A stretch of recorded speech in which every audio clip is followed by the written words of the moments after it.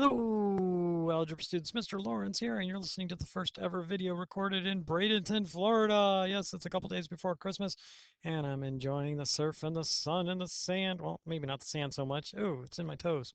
Yeah, anyway, okay, today we are going to be learning about absolute values. So I hope you're watching this. Vinny, are you watching it? Don't come in Monday morning and try to watch it real quick. You need to watch it at home, Vinny. If anybody hears this, call Vinny, send Vinny an email, send him a text, tell him I said he better be watching the video. All right. Now, the problem students have with absolute value is they use the wrong definition. And I've actually heard teachers use the wrong definition, and I've known math students and engineering students in college use the wrong definition. And if you use the wrong definition, absolute value becomes really difficult uh, if your definition is too simple. And I'll even be honest with you, I didn't learn absolute value really until I was in college. And sorry, hold on, I've got a sneeze coming on. You might have heard me reference about a problem I didn't, I was always getting half wrong and I could never figure out the other part. It had to do with absolute values. So anyway, first of all, the definition that we were going to use, achoo, is the distance from zero on a number line. Look at that, I sneezed off some dust.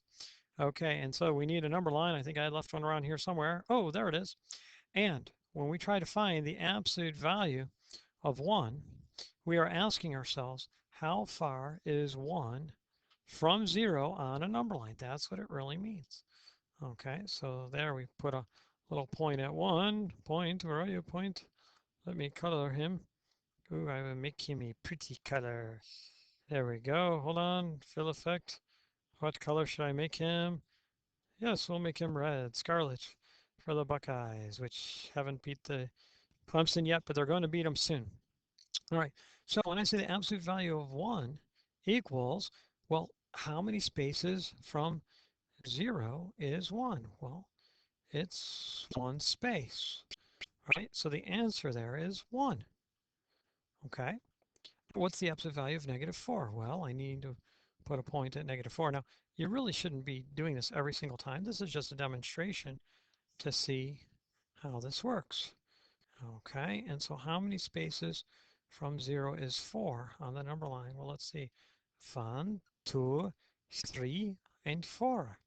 So the absolute value of -4 is 4. Now hold it right there, Mr. Rosanich. Are you listening? Bradley, are you hearing this? Gotham, pay attention. Some of you right now just said, oh, I've got this all figured out. I know, I just make it positive. That is the incorrect definition. That will screw you up. You won't be able to do the problems correctly. Okay? We want to use the definition, the distance from 0 on a number line.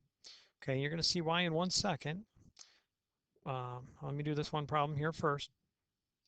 The absolute value of 0, how far is 0 from 0 on a number line? Well, it's 0 spaces, isn't it? Okay, very good. Now, here's where the definition becomes so important. If I want to know the absolute value of x equals 3, what's x? A lot of you, if you use that incorrect definition I mentioned before, will not be able to get the right answer. Here's what I'm going to do. I'm going to start at 0, and I'm going to move 3 spaces. 1, 2, 3. And so some of you are thinking, hey, x equals 3. And I wouldn't disagree with that. The only problem is, couldn't I move 3 the other way? 1, 2, 3. Didn't I still move a positive 3 spaces? Sure I did. If you think I moved a negative 3 spaces, I will give you $10 if you can come into school Monday and walk negative 10 feet. Can't do it. It's not possible. Okay? So you see this has 2 answers. X could be 3 or x could be -3. I mean, to prove it another way, we could check it. The absolute value of 3, it equals 3, right? What's the absolute value of -3? Well, it's also 3, isn't it? So if the point were here and here, I'd be 3 spaces away. So you see there's 2 answers here. This is my solution. These were just kind of proofs to you that there are 2 answers. Okay, if you use that simplified definition, oh, it's just make it positive, you won't be able to do these problems. And they are going to get a little more challenging. So let me clear my number line. There you go, number line. The absolute value of x is 7. Well, I think that there's a point over here that's 7 spaces from 0, but I also think there's one over here. So that means that x is going to equal 7, or x is going to equal -7. And you notice I'm not being lazy in doing this. I highly recommend that you don't do that for this type of problem, and you'll see why in a moment. Okay, now here's a tricky one. Absolute value of x equals -5. If you were listening before, were you listening, Samira? Did you hear me when I talked about how distances are always positive? If you were paying attention to that, you might know the answer to this. Well, let me see here. Let's try something. Maybe you think the answer is 5. Well, is 5 -5 spaces from 0? Let's see. 1, 2, 3, 4, 5. No, that's +5, so the answer can't be 5. Well, I know it must be -5. Well, let's see how many spaces from 0. 1, 2, 3, 4, 5. That didn't work either, did it? Oh, Dylan, what do you think about this? I'm hoping, Dylan, as intelligent as you are saying that this has no solution. No solution. There is no solution to it. There is no number that is -5 spaces. This is the number. There is no number that is -5 spaces from 0. Because remember, this is the spaces from 0 on a number line. There is no number. Okay? Well, let's come down here and try some of these. All right, all of a sudden they look a little bit harder, but you know what? They're done very easily. So let's see how they're done. X plus 1 equals 8. Well, I'm going to have to solve x plus 1 equals 8. But I'm also going to have to solve x plus 1 equal to -8. Now, I just lost somebody. Maddie, did I lose you there? Well, remember that the absolute value of x equaled 7. Well, that meant that x could equal 7, or it could equal -7. All I did was write down this part with 7 right there. And then I wrote that part down again, the part inside the absolute value, with the negative of the answer. And that's what I did there. So all I did, Maddie, was go x plus 1 equals 8. I wrote down the middle part with the 8 right there. Then I wrote down the middle part again, but I made it equal to the negative of the answer. See how simple that is? Now, of course, to solve it, I've got to get x alone, and these both look like linear equations. So I'm just going to go ahead and subtract 1 from both sides. Okay, and I'm going to get x equal to 7. And then I'm going to subtract 1 from here and 1 from there, and I'm going to get x equals -9. So the answer to this is x equals 7, or x equals -9. Now, hey, by the way, what makes this 0? What makes this 0? Well, x plus 1 equals 0 when x equals -1, right? Let me get rid of these x's. Let me put a big old mark at -1. Now I'm just curious, what numbers are 8 spaces away from that? See, 1, 2, 3, 4, 5, 6, 7, 8. There's one of them. And if I go the other way, I go 1, 2, 3, 4, 5, 6, 7, 8. I end up there. And look at that. Didn't I end up with x equals +7 or -9? So what I'm actually finding in this case is I'm finding the numbers that are 8 units away from whatever makes this 0. Okay, in this case it's -1. Yeah, so there's 2 answers.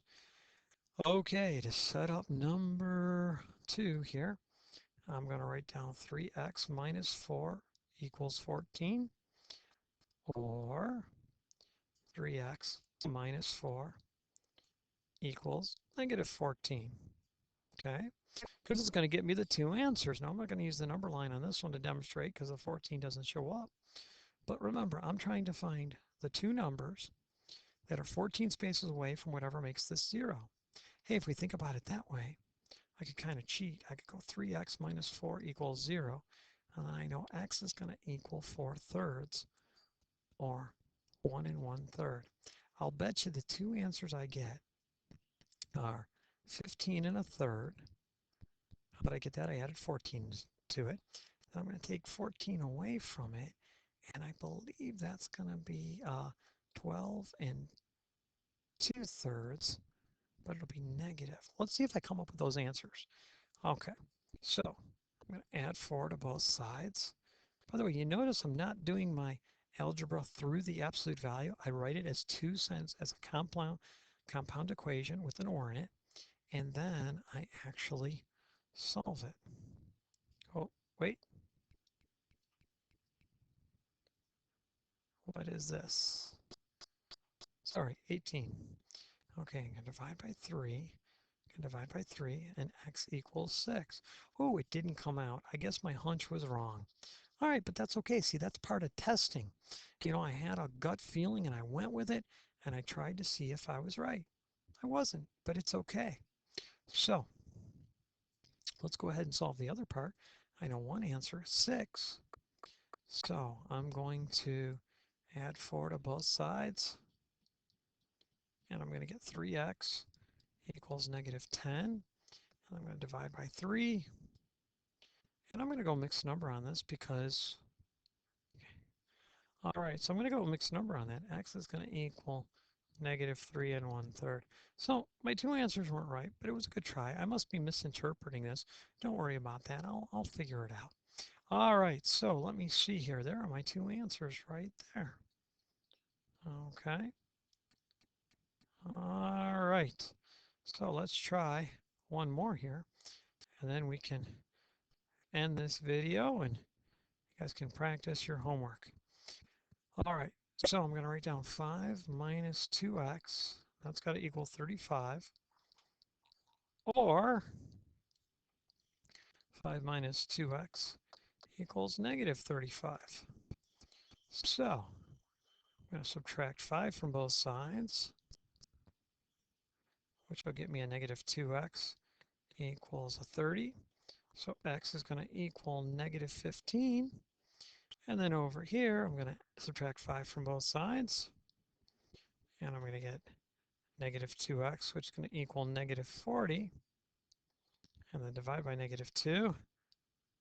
I lost my negative somewhere in there. Okay, x is going to equal 20. So my solution is that x equals negative 15 or x equals 20. And there you go. All right, so that is absolute value. Remember to use the definition, distance from zero on a number line. And to solve an absolute value inequality, you have to break it up into two parts. Now, by the way, your classmates that choose to not watch the video will stand out like sore thumbs because they'll have no idea about how to do these.